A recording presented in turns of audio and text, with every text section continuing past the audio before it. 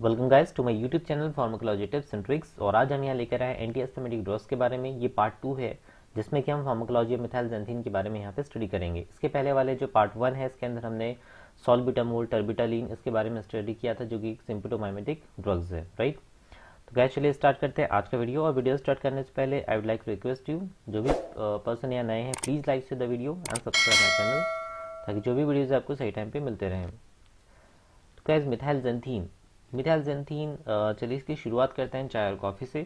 Okay, तो coffee आप लोगों ने पी हुई है, चाय आप लोगों ने पी हुई है। ओके, तो बड़ा मज़ा आता है चाय और कॉफ़ी पीने के बाद, काफ़ी फ्रेश फील होता है। ओके, एक एनर्जेटिक फील होता है। वाई, क्यों ये ऐसा फील होता है, राइट। तो ये टॉपिक जो है लाइक आपकी डेली लाइफ से रिलेटेड भी है, सो काफ़ी इंटरेस्टिंग होने वाला है। तो मिथाइलजेंथीन जो होता है इसके अंदर तीन चीज़ें आती हैं, caffeine, theophylline and theobromine, right. आप जो यहाँ कॉफ़ी देख रहे हैं तो कॉफ़ी के अंदर कैफीन होता है, और यहाँ टी जो देख रहे हो उसके अंदर थियोफाइलिन होता है, राइट। थियोब्रोमिन का इतना ज़्यादा यहाँ पे यूज़ नहीं है, इसलिए हम दो के बारे में ही बात करने वाले हैं। तो कॉफ़ी और थियोफाइलिन दोनों ही इंपॉर्टेंट है। इसके कुछ एक्शंस हैं, बिकॉज तीनों ही जो है एल्कोलाइडल ड्रग्स हैं, जो कि हम बेवरेज के फॉर्म में इसको इनटेक करते हैं, राइट।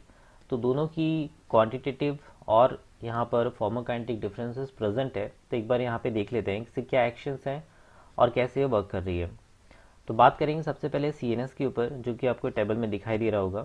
तो सीएनएस में स्टिमुलेशन करता है, ये लो डोज पर, हाई डोज पर टॉक्सिसिटी कॉज करता है। ओके, तो यहाँ पर कैफीन और थियोफाइलिन इन दोनों में यदि कंपेयर किया जाए तो कैफीन जो होता है ये सीएनएस पे ज़्यादा स्टिमुलेशन कॉज करता है, और टॉक्सिसिटी की बात करें तो थियोफाइलिन ज़्यादा टॉक्सिक है।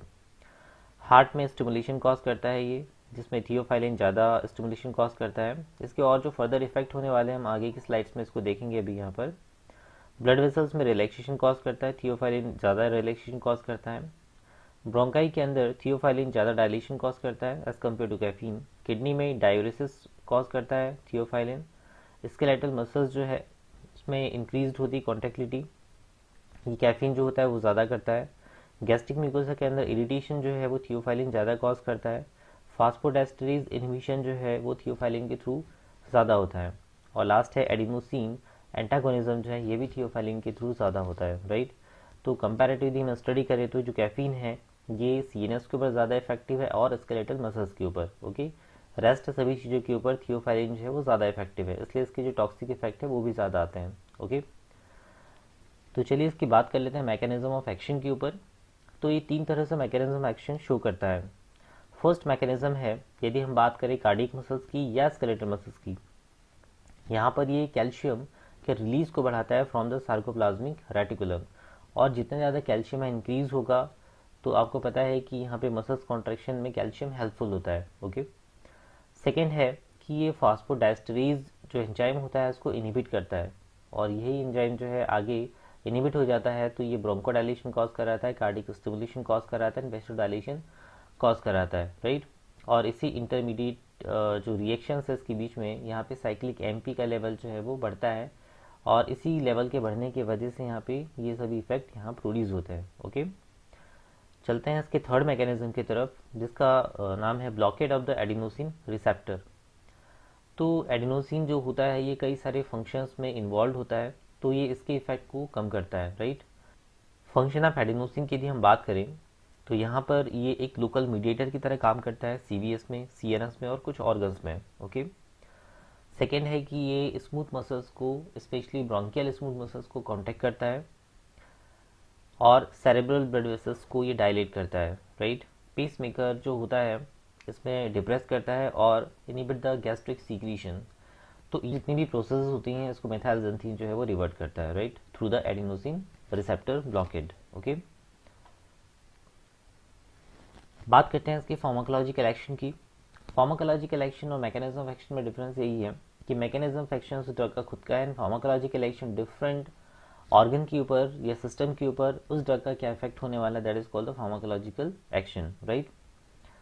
तो सबसे पहले बात करेंगे हम सीएनएस की। तो सीएनएस में भी आपने टेबल में देखा कि ये स्टिमुलेंट कैटेगरी का होता है, दोनों ही ड्रग। ओके, तो दोनों ही ड्रग जो है ये प्राइमरली हायर सेंटर्स को ये इफेक्ट करती है ब्रेन के अंदर, और करीब कैफीन की 150 से 250 मिलीग्राम जो डोज होती है, ठीक है, इसको लेने पे आपको अच्छा लगता है, अलर्टनेस फील होती है, थिंकिंग एबिलिटी आपकी और ज़्यादा क्लियर होती है, right. It tend to improve the performance and increase the motor activity. अब ब्रेन से यदि मोटर एक्टिविटी बहुत अच्छी चल रही होगी, परफॉर्मेंस बहुत अच्छा चल रहा होगा, तो आपके सोचने समझने का जो पावर है और आपके जो काम करने का पावर है वो भी बहुत अच्छे होने वाला है। मतलब आपकी जो परफॉर्मेंस है वो और ज़्यादा इम्प्रूव होगी। इसका जो हायर डोज है ना, यदि आप लेते हो तो इसमें नर्वसनेस होना, रेस्टलेस होना, पैनिक, इंसोमनिया और एक्साइटमेंट, ये इसके साइड इफ़ेक्ट्स हैं। ओके। और ज़्यादा यदि आप इसका हाई डोज ले लेते हो तो उसकी वजह से ट्रेमर का होना, डेलीरियम का होना और कन्वल्जन का होना यहाँ पे हो सकता है। ओके। इसलिए इसका एक लिमिटेड डोज ही हमें यूज़ करना चाहिए। चलते हैं इसके सीरियस पर एक्शन पे। तो मिथाइलजेंथिन जो होता है ये डायरेक्टली, यदि हम हार्ट की मसल्स की बात करें तो फोर्स ऑफ मायोकार्डियल कॉन्ट्रैक्शन को इंक्रीज करता है ना, डायरेक्ट इफेक्ट के थ्रू।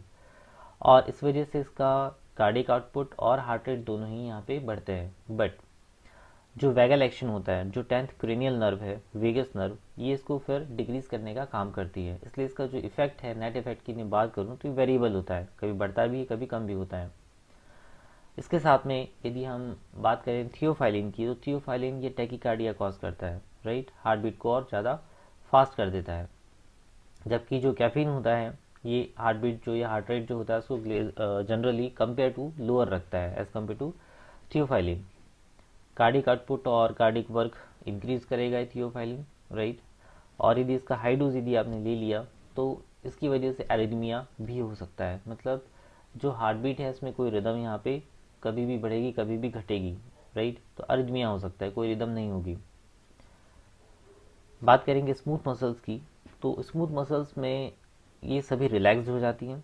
स्पेशली बात करें यदि हम ब्रोंकाई की, तो ब्रोंकाई में इसका प्रोमिनेंट इफेक्ट होता है और इसलिए अस्थमेटिक जो पेशेंट होता है इनमें हेल्पफुल होती है। तो थियोफाइलिन जो है वो कैफीन के कंपैरिजन में ज़्यादा पोटेंट होती है for the relaxation of the smooth muscles, right. Kidney में भी ये माइल्ड डायरेटिक्स का काम करती है मिथाइलजेंथिन, क्योंकि ये सोडियम और वाटर के रीअब्जॉर्प्शन को ट्यूबुलर इनिबिशन दे देती है। ओके। अब ट्यूबुलर से यदि सोडियम वाटर का रीअब्जॉर्प्शन इनिबिट हो जाएगा तो जीएफआर का फ्लो जो है वो इंक्रीज हो जाएगा और उसमें सोडियम और वाटर का कंटेंट इंक्रीज होगा। ओके। इसलिए इसको कहते हैं कि ये डायरेटिक्स होता है। जनरली आपने भी फील किया होगा कि चाय या कॉफ़ी लेने के बाद आपको जो है वो यूरिनेशन फील होता है, राइट, क्योंकि वहाँ पर जो एंटी डायरेटिक हार्मोन है वो इनिबिट हो जाता है ट्यूबुलर लेवल पे और इसका जो रीअब्जॉर्प्शन है वो इनिबिट हो जाता है। ओके। स्केलेटल मसल्स में कैफीन जो होता है ये यहाँ पर इसकी क्वांटिटी को बढ़ाता है ना। अब क्वांटिटी बढ़ने के पीछे रीज़न क्या है, क्योंकि कैल्शियम का जो लेवल है इसको इंक्रीज़ करता है और सार्कोप्लाज्मिक रेटिकुलम जो कि मसल्स में प्रेजेंट होता है वहाँ से और ज़्यादा कैल्शियम को रिलीज़ कराता है, राइट। इसलिए मसल्स की क्वांटिटी बढ़ती है और आप ज़्यादा इफेक्टिवली काम कर पाते हो। स्टमक में दोनों ही जो है वो इरिटेशन कॉज करता है, बट जो थियोफाइलिन होता है ये ज़्यादा इरिटेशन कॉज करता है, राइट। और इसकी वजह से वहाँ पे एसिड सिक्रीशन होना और पेप्सिन का सिक्रीशन जो है वो इन्हेंस हो जाता है और यदि यही कंडीशन मेंटेन रहती है तो आगे जाके ये अल्सरेशन में कॉज्ड हो सकता है, राइट। मास्ट सेल और इन्फ्लेमेटरी सेल्स की यदि हम बात करें तो थियोफाइलिन जो होता है ये हिस्टामिन के रिलीज को जो है डिक्रीज कर देता है from the mast cell. Okay. जैसे ये यहाँ पर थेरापेटिक इफेक्ट शो करता है in the bronchial asthma, right. अब हम पर्टिकुलर बात कर लेते हैं थियोफाइलिन के बारे में। तो थियोफाइलिन का जो मैकेनिज्म हमने देखा यहाँ पे अभी, इसकी फार्माकोकाइनेटिक प्रोफाइल के बारे में जानते हैं। तो एब्जॉर्प्शन जो होता है इसका थियोफाइलिन का ये ओरली होता है। Rectal absorption from the suppositories is erratic, right. यदि आप सपोजिटरी के थ्रू इसका रेक्टल एब्जॉर्प्शन कराते हो तो एरेटिक होता है। तो जनरली इसको हम ओरल एब्जॉर्प्शन के थ्रू ही एब्जॉर्ब कराते हैं। डिस्ट्रीब्यूशन सभी टिश्यूज़ के अंदर है, प्लासेंटा को भी क्रॉस करता है और मिल्क के अंदर भी सिक्रीट हो सकता है। तो जो लैक्टेटिंग मदर्स हैं उनके अंदर मिल्क में भी ये प्रोड्यूस हो सकता है, राइट। प्लाज्मा प्रोटीन बाइंडिंग इसकी 50% है, मतलब 50% की इनिशियली ये फ्री होती है। मेटाबॉलिज्म मेटाबॉलिज्म इसका लिवर में होता है by the demethylation and oxidation. Excretion unchanged in the urine और इसका जो प्लाज्मा टी हाफ होता है एडल्ट में ये 7 से 12 घंटे होता है। ओके। तो ये थियोफाइलिन के कुछ फार्माकोकाइनेटिक पैरामीटर्स थे। यदि हम बात करें इसके एडवर्स इफेक्ट की, तो गाइज एडवर्स इफेक्ट तभी होता है जब आप इसकी हायर डोज की तरफ जाते हो। तो यदि आप इसका कम डोज रखते हो या इसका प्लाज्मा कॉन्सेंट्रेशन यदि लो रहता है तो यहाँ पे इसके मिनिमल साइड इफ़ेक्ट देखने के लिए मिलते हैं। बट जैसे जैसे इसका प्लाज्मा कॉन्सेंट्रेशन और ज़्यादा बढ़ता है तो उसमें डिस्पनी का होना, हेडेक का होना, नर्वसनेस, इंसोनिया का होना, और ज़्यादा एक कॉन्सेंट्रेशन बढ़ता है तो restlessness, tremor, vomiting, palpitation and diagnosis. और ज़्यादा कॉन्सेंट्रेशन यदि बढ़ेगा तो एजिटेशन, टेकिपनी, फ्लशिंग, हाइपोटेंशन होगा। ठीक है। और ज़्यादा हाई डोज लेंगे तो डेलीरियम हो सकता है, कार्डियोवास्कुलर स्टेटस में वर्सनिंग हो सकती है, एक्स्ट्रा सिस्टोल हो सकता है। ठीक है। फ्लैशेस ऑफ लाइट सीन, आंखों के सामने बिल्कुल एक तरह से चकाचौंध टाइप की होने लगेगी। और बिल्कुल हायर डोज यदि हो जाए तो कन्वर्जन होना, शॉक होना, अरिदमिया होना, और बिल्कुल लास्ट लेवल पे डेथ हो सकती है। Okay guys, so guys these are the category of the beverage, chai and coffee, right.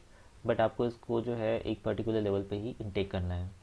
Both are the stimulant in nature, जो कि आपकी थिंकिंग पावर को बढ़ाता है और स्केलेटल मसल्स की कॉन्ट्रैक्शन को इंक्रीज करता है। Okay, so guys hope so this lecture will be helpful you in your examinations, in your understanding this topic. Okay, so thank you very much, मिलते हैं नेक्स्ट वीडियो में।